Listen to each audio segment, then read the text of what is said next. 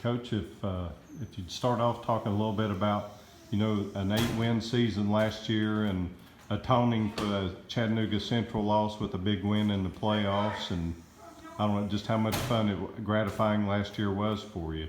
Yeah, it was a lot of fun. That was a good group of seniors that we had last year, and 8 wins. I was proud of the guys for that. That was one improved from the year before, and then going back down to Chattanooga and getting that victory where we kind of felt like we had left something on the table down there, and we went back and redemption or whatever you want to call it. But it was a great time when that game was over, and we had the satisfaction knowing we got to play another week. Which I know you wouldn't have taken the job if you didn't think you were capable of doing what you've gotten done the last 2 years, but still yet, and how gratifying has it been for you to get off to such a promising start your first couple of years? Well, we've had really good players and great assistant coaches. Coach Haney staying on, that has been one of the biggest assets that I've had, somebody who I can lean on, and Coach Sturgill and Coach Conkin and all the assistants. So, it's a whole lot bigger than me. It was right time, right place, but I think the Lord takes care of you and puts the people around you that you need to have around you. And I got good men as assistants and really good kids playing for me. And everywhere we go, people talk about South as the biggest team in east of Nashville, if not the state, and which that may be slightly embellished, but probably not by a pound or two. Well, we've got a big offensive and defensive line, and a lot of that, those kids, just naturally big, but they've lived in the weight room, and it's the right kind of weight, and we're hoping that, every coach hopes that they can have a team that can kind of impose their will on the opponent and wear them down, and that's kind of going. Hopefully, that'll be our mantra this year.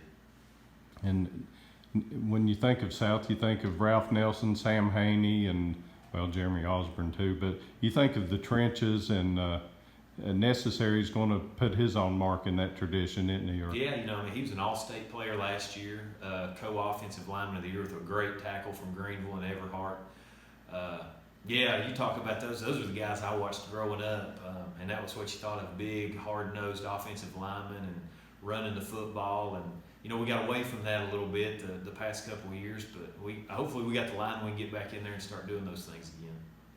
And of course, you're replacing the quarterback for the second straight year, and you've got a 3, maybe 4-horse race at the moment. Yeah, it's interesting. We're trying to figure out the best way to get everybody the reps that they need, but I think it's a good problem. We've got 4 good athletes who can throw the ball, and in the end, we're going to play whoever the best one is, whoever gives us the best chance to win. But all 4 of them are quality kids, really good character, and I know that whatever ends up shaking out, the other ones will have to find a place for them to play too, because they're going to be too valuable not to be on the field.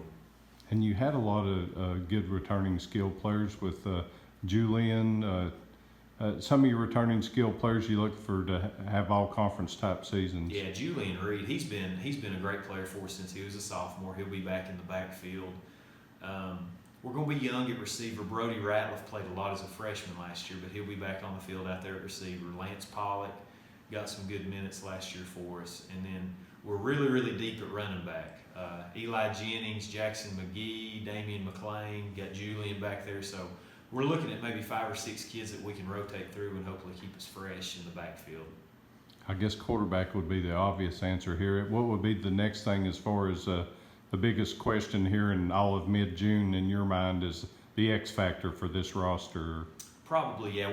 We need to solidify something at quarterback. Even if they all play at times, we need to have a leader there, and everybody knows that they can go to him. Because with Ethan and Luke, my past 2 years, that leadership role is so important. They need to have somebody to count on. And you think about Cade Ballard and Dorian Goddard and Corey Russell and Carter Everett, and but nobody's feeling sorry for Elizabethton and Greenville. I guess the league will still go through them until proven otherwise, right? Yeah, I don't know how anybody could argue. Our league, 6A to 1A, is one of the toughest in the whole state. Greenville is who they are, and Elizabethton is really, really good, and I think both teams are just going to reload. They both had good young teams last year.